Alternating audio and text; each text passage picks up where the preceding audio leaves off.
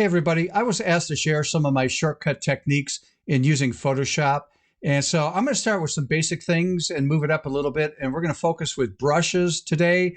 And then periodically I'll be throwing in some extra shortcut techniques that a lot of people use in using Photoshop. Are we ready for this? Let's do it.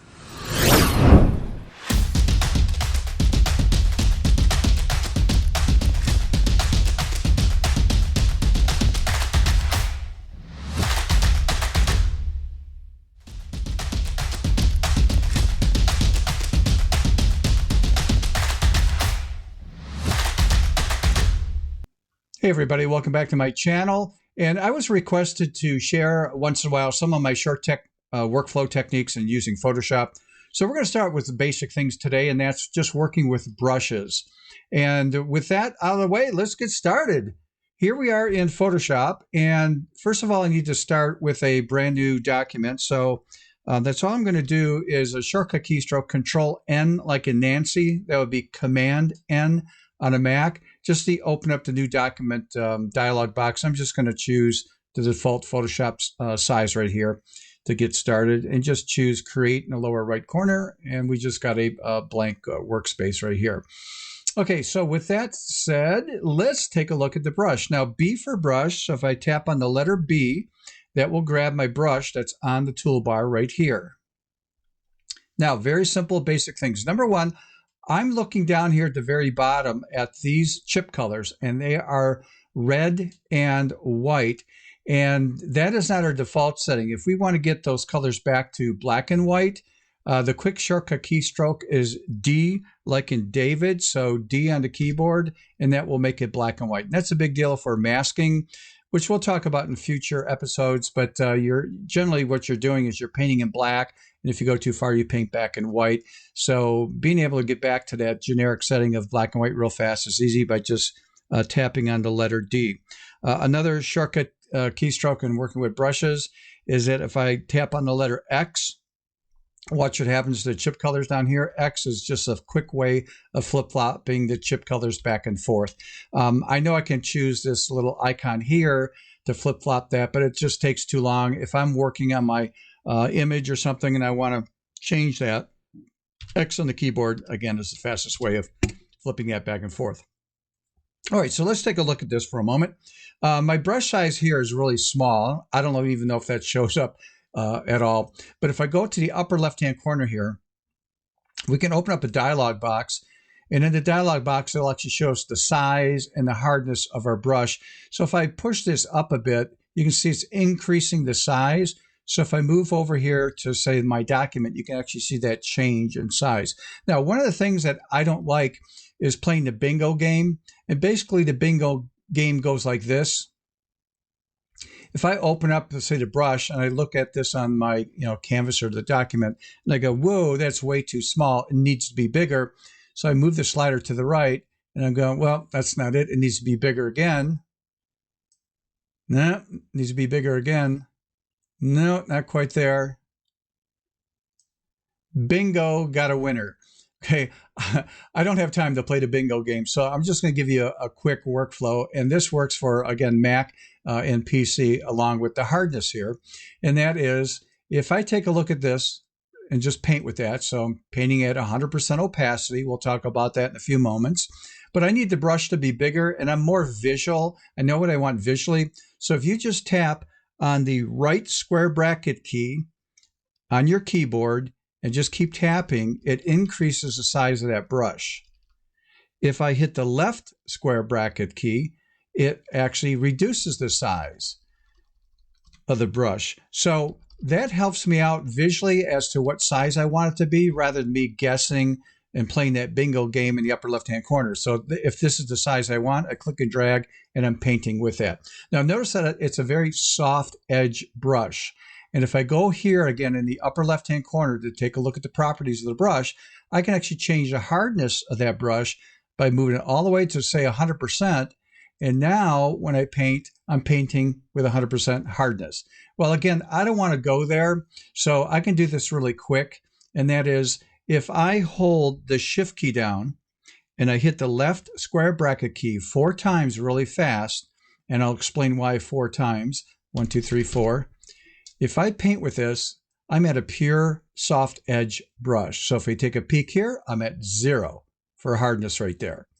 Okay, if I do this, shift right square bracket, it made that brush a little bit harder. So if I go peek over here again, oh, I see it's at the 25% mark right there.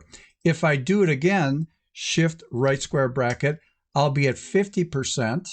And if I do shift right bracket again, I'll be at 75%. If you don't believe me, let's take a peek over there, and there we go. I'm at 75% opacity. And one more time, so shift right square bracket, I know for a fact that I'm at 100% hard edge brush. Now, I'm going to change the language here and say hard edge tool, because these shortcut techniques I'm sharing with you will work with, say, the clone stamp tool, because it looks like, let me do the right square bracket, it looks like a brush. So the same shortcut techniques will work with the clone stamp tool. Also over here, this will work with the spot healing brush. It's a brush, and same thing, right square bracket, and again, left square bracket. If I go back to the stamp tool, I can do right square bracket. I can make it a hard edge tool. I can make it a soft edge tool. So if I go back to B for brush, let's cover this again. If I'm painting at a hard edge, if I want a pure soft edge, because it's right now it's at 100%, I'm going to hold the shift key down, and I'm going to hit the left square bracket 4 times really fast. 1, 2, 3, 4, and I know that's a pure soft edge tool. If I want a pure hard edge tool, shift right square bracket 4 times really fast. 1, 2, 3, 4, and I know that's a hard edge tool right there. The reason that's important to me, because no matter when you're working, say, with these brushes and tools during the day, you might forget if you left it off at, say, a hard edge tool or a soft edge tool. So without thinking and taking a peek in the upper left-hand corner, I just know for a fact that if I just do shift right square bracket 4 times, 1, 2, 3, 4, I know that's a hard edge tool. And again, if I do shift left square bracket 4 times really fast, 1, 2, 3, 4, I know it's a pure soft edge tool. Now, let's take a peek over here at the very top. And it says opacity, and it's at 100%. And what I want to do is, well, by the way, if I want to change the color for some reason of my brush, I can come down here to the chip color, click on it, and just pick a color I want. So I'm just going to pick a red. So now you'll see that when I paint with this, it's that red color. And again, I can change the color by just going down here to activating the color picker. Okay, so I don't want it to be 100%. I want it to be, say, 50% opacity up here. Well, there's different ways of doing it. Number one, this is called scrubbing. If I go over the word opacity, my hand changes to a finger pointing up. And if I click and drag to the left with my mouse, you can see I'm changing that opacity, and I can bring it back down to till I get to, there's 50%. Now let's do it a different way. Another way is just clicking inside there and just type in the value 50 and then clicking on the side, and you'll see that this now is 50%. So if I click over here, it's at 50%. Okay, another way of doing it, let's push that back to 100%. If I go to this drop-down menu right there, I can move this slider till I get it at, say, 50% right there. And there we go. So I'm at 50%. I'm painting that with opacity. I think the faster way of doing this is using just a keystroke. Since my tool is activated, if I tap on 0, it makes it 100%. If I want that to be 50% opacity, that's all I have to do is tap on 5. If I want it 30%, I tap on 3. I want it 90%, I tap on 9. But what if I want it, say, I don't know, 55%? That's all I have to do is tap on the 5 twice, real fast, 5, 5, and it's now 50% opacity. So if I want 45, I just type in 4, 5 real fast, and I get 45%. So that's a better, faster way of changing the opacity of this tool. And also it works with other tools. If I grab the clone stamp tool, your opacity is at 100%. If I want to do a technique where I'm dropping it down to 50%, just tap on the number 5 and it'll make it 50%. And then always remember 0 will make that back to 100%. So let's talk about opacity. Let me make that, let's say, let's do 50%. If I go over an area here and I paint without letting go, just paint back and forth, I'm painting in 50% of that red. Now when I let go and I paint somewhere else, I'm painting in 50% opacity. But once I let go and I go paint back again, as I paint over the top of an area I was in, it's adding more opacity to that. And I keep scrubbing back and forth. It's going to stay that amount. I let go, do it again. It'll keep adding. I let go again. It'll keep adding till I get up to 100%. So I'm actually letting go of the mouse and clicking back down in the same spot over and over again until it builds up to 100%. Okay, so that is opacity. Now let's take a look at something called flow. Flow is a little bit different, and we can see that is set to 100% flow. So how do I get my opacity back to 100%? It will be 0 on the keyboard. I'm back at 100%. If I want to control the flow, I have to hold the shift key down. So I do shift 5. It changed the opacity, or the flow, I should say, down to 50%. If I do shift 0, 5, you'll see that it, didn't do it fast enough, 0, 5, it changed it to 5%. If I do shift 0, 2, I'm at 2% on the flow. So here's what flow will do.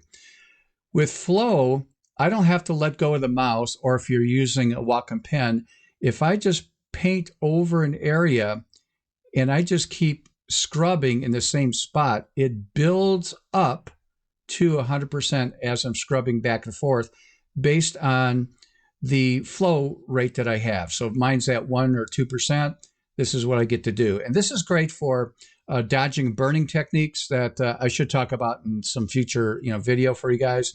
And also, I love doing shadow techniques and compositions. I'll actually tap on the letter D. That makes my chip color black.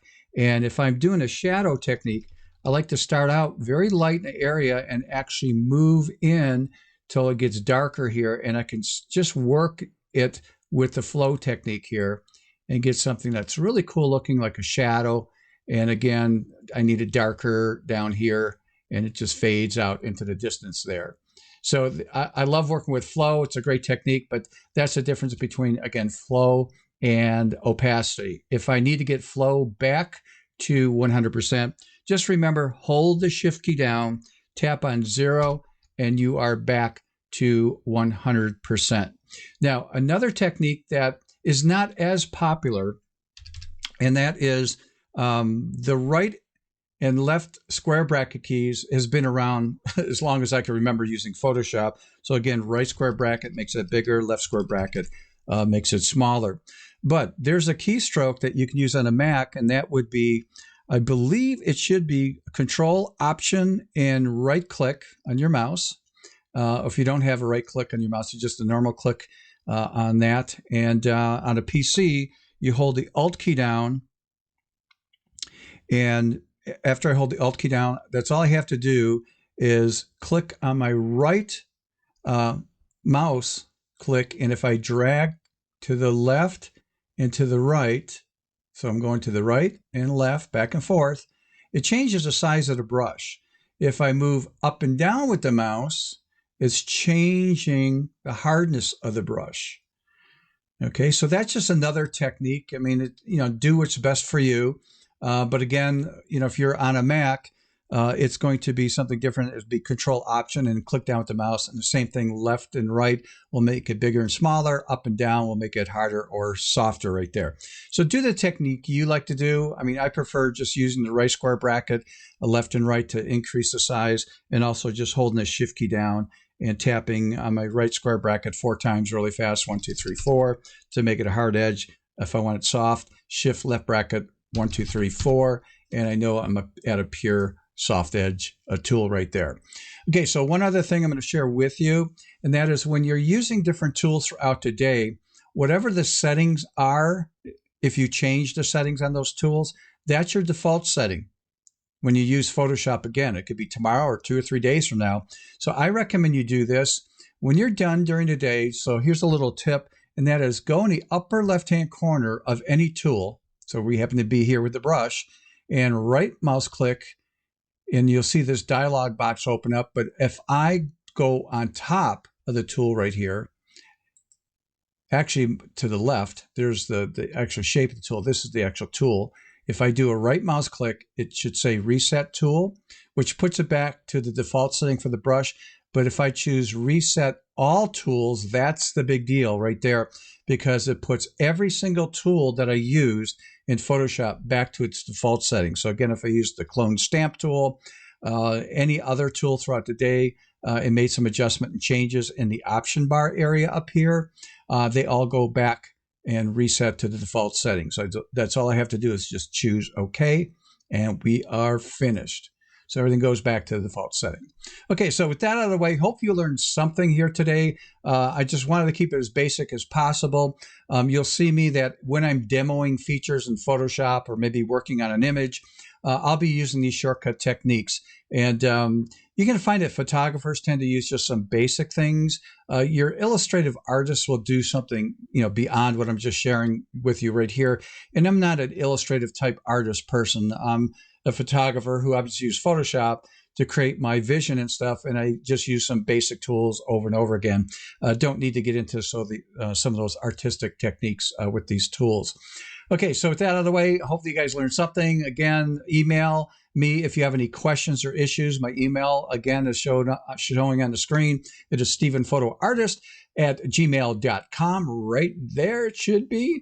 And also, if you guys learned anything, please like this video, subscribe if you have not, hit the notification bell. That way, next time I upload a video, you will be notified. And always remember to get that camera out. I want you guys and gals to get creative with that camera, practice, make mistakes, and you know me, literally keep thinking out of the box.